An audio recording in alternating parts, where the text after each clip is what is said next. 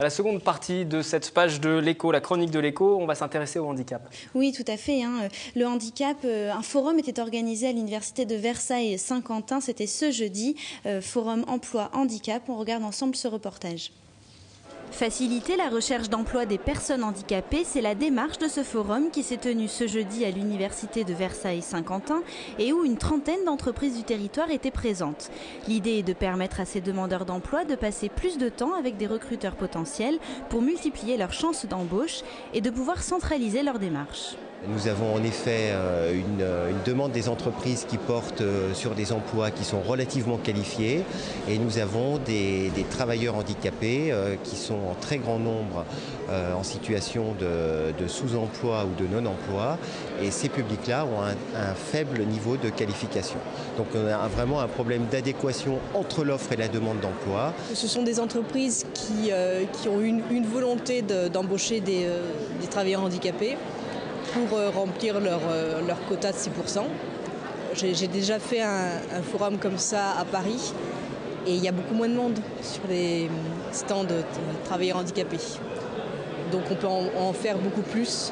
La loi oblige en effet les entreprises de plus de 20 salariés à recruter 6% de son personnel handicapé, un taux peu respecté en France qui donne lieu à une amende versée à l'AGEFIP. Mais certains groupes ont pris de l'avance, comme La Poste, venu recruter des facteurs, guichetiers et conseillers financiers. La Poste aujourd'hui est capable d'aménager un certain nombre de dispositifs, que ce soit dès l'entrée en sélection, puisqu'aujourd'hui on est en capacité d'aménager les tests de sélection. On est aussi en capacité d'aménager les dispositifs de formation professionnelle et bien sûr, à terme, on est aussi en capacité d'aménager les postes de travail. La communauté d'agglomération de Saint-Quentin en Yvelines organisera à nouveau un forum emploi handicap lors de la semaine de l'emploi en février prochain. Et nos invités nous ont rejoints en plateau. Sylvie Lecoq, bonsoir. Bonsoir. Vous êtes responsable du service d'accueil des étudiants handicapés, le SAEH, en abrégé, à l'université de Versailles-Saint-Quentin. À vos côtés, Pierre Delatouche, bonsoir. Bonsoir. Alors vous êtes président de l'APHUF, toujours à l'université. C'est l'association d'accueil des personnes handicapées dans les universités françaises. Alors tout d'abord, une réaction sur ce forum qu'on vient de voir. Est-ce que vous pensez l'un et l'autre que c'est une démarche efficace, voire nécessaire? Parce que ça s'adressait pas forcément aux étudiants, là c'était plus général. Mais pour les personnes handicapées, est-ce que ça peut débloquer des embauches? Je trouve que c'est extrêmement important. Donc j'ai cette association que j'ai la chance de diriger depuis maintenant 1 an et demi. Et c'est vrai que nous avons des étudiants qui sont un petit peu gênés de faire part de leur handicap. Et je pense que des personnes qui sont devenues ensuite... qui font partie du monde du travail sont heureux de voir qu'il y a des initiatives qui sont mises en place pour permettre une meilleure insertion dans le monde du travail. Donc une démarche qui peut se révéler plutôt efficace. Alors avec vous deux, on va parler de la scolarisation des étudiants handicapés. Ils étaient environ 150 l'an passé à l'université de Versailles-Saint-Quentin, de handicap divers, moteur ou psychique, sur 19 000 étudiants. Sylvie Lecoq, quelle est la mission du SAEH ? Alors, la mission du SAEH est d'aménager des aides matérielles et humaines pour que nos étudiants puissent mener à bien leurs études et passer dans des conditions optimales leurs examens. Alors, comment ça s'organise exactement? Comment c'est détecté? Vous m'expliquez qu'il y a un travail fait avec le médecin de l'étudiant. Oui, la médecine étudiante donc voit les étudiants, propose un aménagement et nous, le SAEH, on le met en place avec l'aide de relais handicap sur place dans les composantes donc, qui sont sur chacun de nos sites. Les composantes, ça peut être donc les IUT, les UFR, etc. Ou instituts. Donc vous disiez une action humaine et matérielle, mais aussi vous avez un rôle de formation et de sensibilisation, notamment l'aide humaine. Peut-être que vous pouvez nous en parler. On voit qu'il y a bien un engagement des autres étudiants. Par exemple, l'année dernière, 21 étudiants ont été salariés, donc c'était des jobs étudiants en tant que secrétaire d'examen. Par exemple, c'est important aussi ce lien entre étudiants handicapés et étudiants valides, si je peux dire. Absolument, parce que effectivement, pour un étudiant lambda, faire des études n'est pas forcément simple, et pour un étudiant handicapé, il y a aussi le poids des préjugés qu'on peut avoir. Et finalement, nous avons reçu pas mal de retours de la journée qui a été organisée l'année dernière, la journée Handi-Valide avec le SAEH.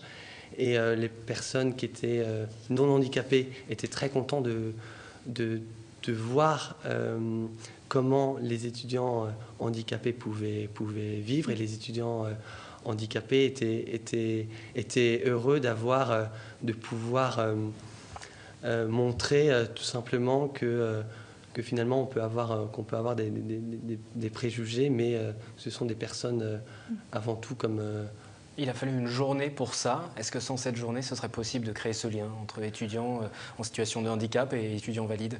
Ça ne se fait pas naturellement? On essaye de le créer, mais c'est vrai que cette journée permet vraiment de briser les tabous et permet vraiment de rapprocher les étudiants valides et les étudiants handicapés. Il faut véritablement pointer du doigt pour que l'échange se fasse entre les différents étudiants. Vous êtes vous-même étudiant en droit. Qu'est-ce que vous pensez globalement de l'accueil des étudiants handicapés et qu'est-ce qu'il faudrait améliorer? Quelles sont les difficultés majeures? Le problème principal, selon moi, c'est un problème évidemment d'accessibilité, mais aussi je me suis rendu compte, et ce n'était pas du tout ce que je pensais lorsque j'ai créé cette association, qu'il y a un problème un petit peu psychologique des étudiants qui sont perdus.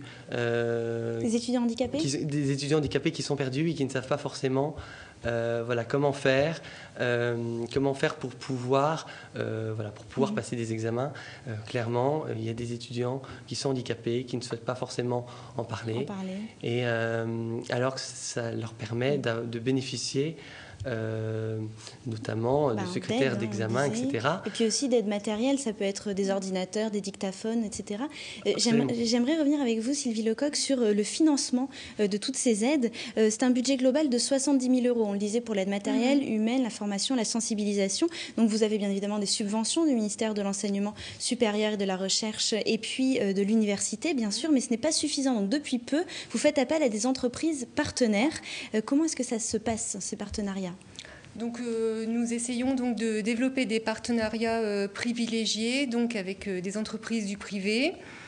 Donc concrètement, nous avons besoin de budgets supplémentaires pour pouvoir aider au mieux nos étudiants. Vous faites un appel aux dons chaque année? Oui. On fait des mailings, on fait des contacts par téléphone ou sur des forums comme celui-ci ou sur notre prochain forum de début décembre. Et en contrepartie? Donc, en contrepartie, nous reroutons toutes les offres de stage, d'emploi ou d'alternance qu'ils peuvent proposer pour nos étudiants en situation de handicap.